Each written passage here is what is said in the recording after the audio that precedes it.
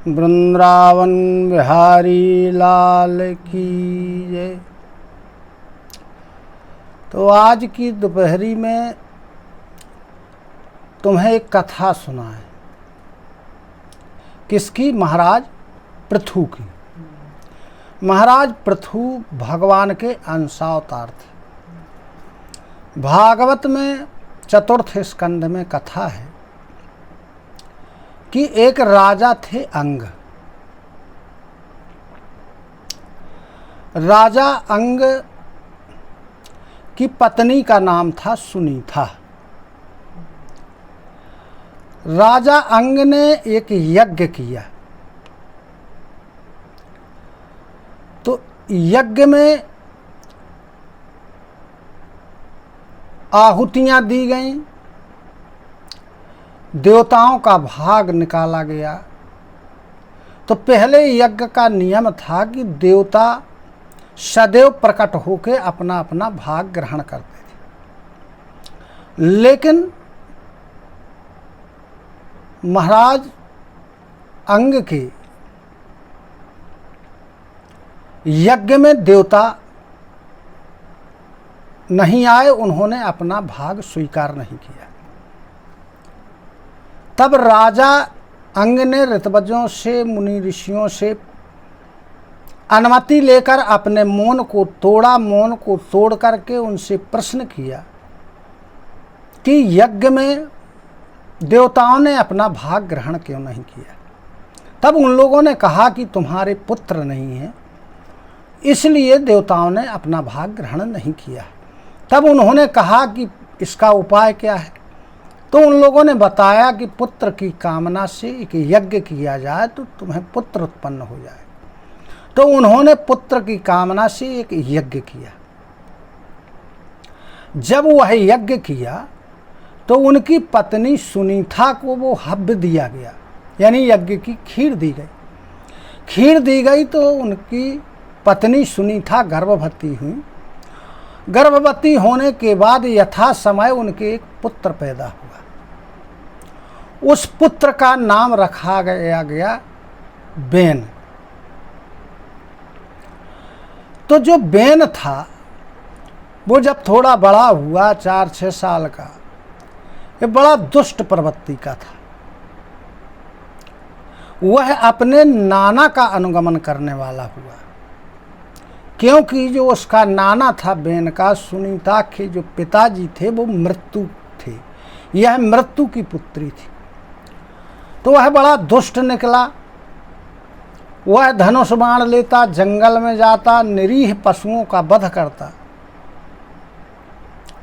इधर जब नगर में निकलता तो उसकी बराबरी के उससे छोटे जो लड़के मिलते उनको मार डालता। अब जब बेन नगर में निकलता तो हाहाकार मच जाता। रोज लोग चिल्लाने लगते कि बेन आया, बेन आया, अपने अपने दरवाजे बंद कर लेते।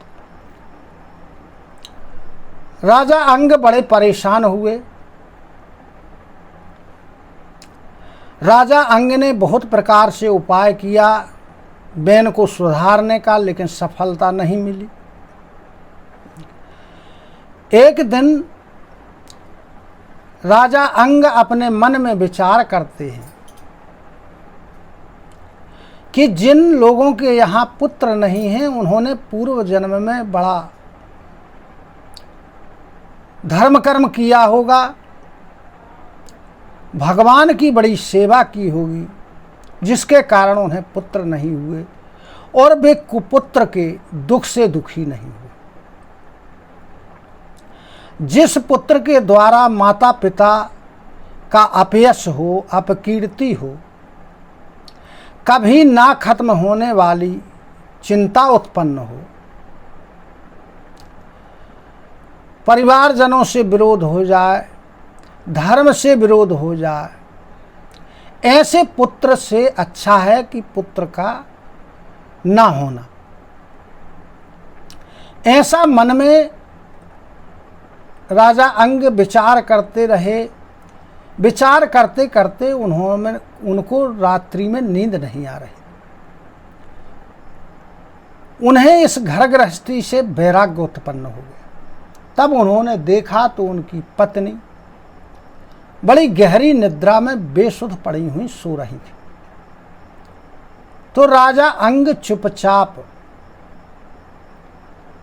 वन के लिए निकल लिए। अब जब प्रातः काल होता है तो जो महल के लोग थे वो उठे, उनके सुहृद थे, मंत्री लोग। जब सवेरे सूचना मिली कि राजा तो राजमहल में नहीं है, सभी को बड़ी चिंता हुई। लोग वन में नगरों में ढूंढने के लिए निकले। इधर सभी जगह यह बात फैल गई तो ऋषि मुनि राजा के महल में पधारे। जो ढूंढने के लिए लोग गए थे वो उदास मन से वापस लौटे। उन्होंने बताया कि राजा अंग नहीं मिले हैं। तब ऋषि मुनियों ने मंत्रियों के सहित उनकी पत्नी सुनीता के साथ विचार विमर्श किया। निष्कर्ष निकला कि राजा अंग है नहीं है, राज्य राजा के विहीन हो गया है, अतः राज्य में अराजकता फैल जाएगी। तब निर्णय लिया गया कि बेन को राजपद दे दिया जाए। तब बेन का राज्याभिषेक कर दिया गया। अब बेन राजा हो गया। बेन दुष्ट तो था ही, कठोर हृदय था। जब चोर डाकुओं ने सुना कि बेन को राजा बना दिया गया है तो चोर डाकू जाके पहाड़ों में छिप गए कि अब बेन के राज्य में कुछ चलने वाला नहीं। इधर बेन ने सारे राज्य में डिंडोरा पिटवा दिया कि मेरे राज्य में कोई भी व्यक्ति यज्ञ जप तप दान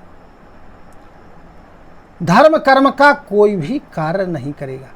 जब ऐसा डिंडोरा पिटवा दिया, लोग उसके राज्य में बड़े परेशान हुए। तब ऋषि मुनियों ने विचार किया। सब मिलकर के राजा बेन को समझाने के लिए आए। सबने राजा बेन को समझाया, लेकिन राजा बेन के समझ में बात नहीं आई। उन्होंने उल्टा ऋषि मुनियों को ही डांटा। तब एक दिन ऋषि मुनि सरस्वती नदी के किनारे भगवान की चर्चा कर रहे थे। चर्चा के बाद उन्होंने विचार किया कि राजा बेन बड़ा दुष्ट है, इसके राज्य में सारी प्रजा बड़ी दुखी है, अतः राजा बेन को मार दिया जाए। तो ऋषि मुनियों ने हुंकारों से ही राजा बेन को मार दिया। अब जब राजा बेन मर गया तो राज्य फिर से राजा के विहीन हो गया। ऋषि मुनियों ने सोचा कि फिर अराजकता फैल जाएगी। इधर राजा अंग का न बेन का अब कोई उत्तराधिकारी नहीं था। ऋषि मुनियों ने निर्णय किया कि राजा बेन के मृत शरीर को मथा जाए। तो उन्होंने राजा की दाईं जांघ का मंथन किया। उससे एक काला बोना पुरुष उत्पन्न हुआ, छोटे छोटे हाथ पैरों वाला, छोटे कद वाला। उसने जन्म लेते ही कहा कि मैं क्या करूं। ऋषि मुनियों ने कहा निषीद यानी बैठ जा। उसका नाम निषाद पड़ गया। अब ऋषि मुनियों ने सोचा कि ये तो किसी काम का नहीं है, अब क्या किया जाए। अब ऋषि मुनियों ने राजा बेन की भुजाओं का मंथन किया। जब भुजाओं का मंथन किया तो एक पुरुष और एक स्त्री उत्पन्न हुए।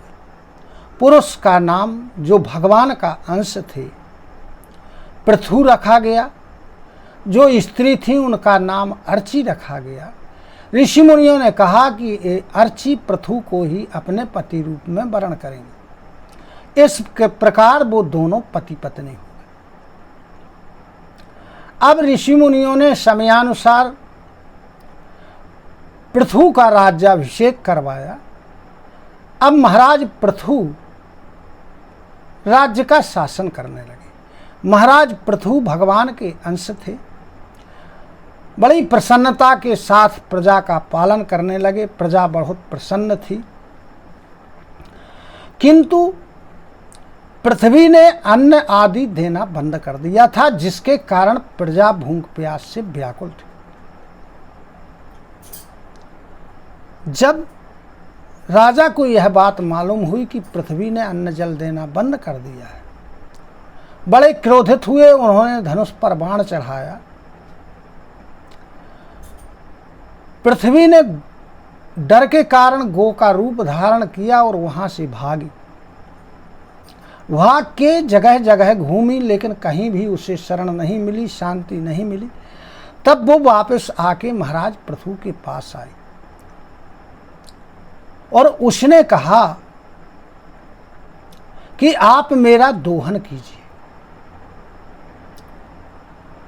तब महाराज पृथु ने स्वयंभव मनु को बछड़ा बनाया और हाथों में भी पृथ्वी की सारी चीजों का दोहन किया, जिसमें औषधियां, अन्न, जल, रत्न, सोना, चांदी, अनेक प्रकार के पृथ्वी के अंदर जो भी था उसका दोहन किया।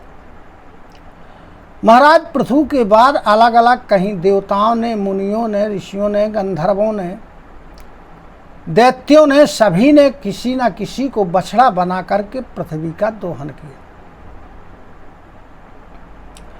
अब महाराज पृथु के राज्य में प्रजा बड़ी सुखपूर्वक निवास करने लगी।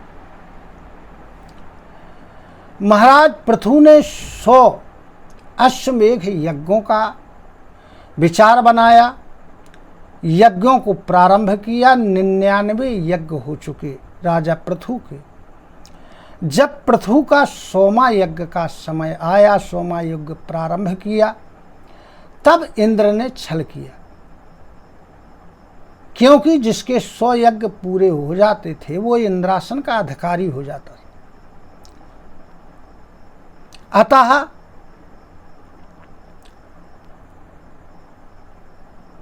उसमें विघ्न डालने के लिए इंद्र ने ऐसा काम किया। इंद्र को मारने का पृथु ने निश्चय कर लिया, लेकिन ऋषि मुनियों ने मना किया, जिसके कारण इंद्र और महाराज पृथु की मित्रता हो गई। उन्होंने इंद्र को मारने का निश्चय त्याग दिया और बड़े सुखपूर्वक राज्य का संचालन करने लगे। वृंदावन बिहारी लाल की जय।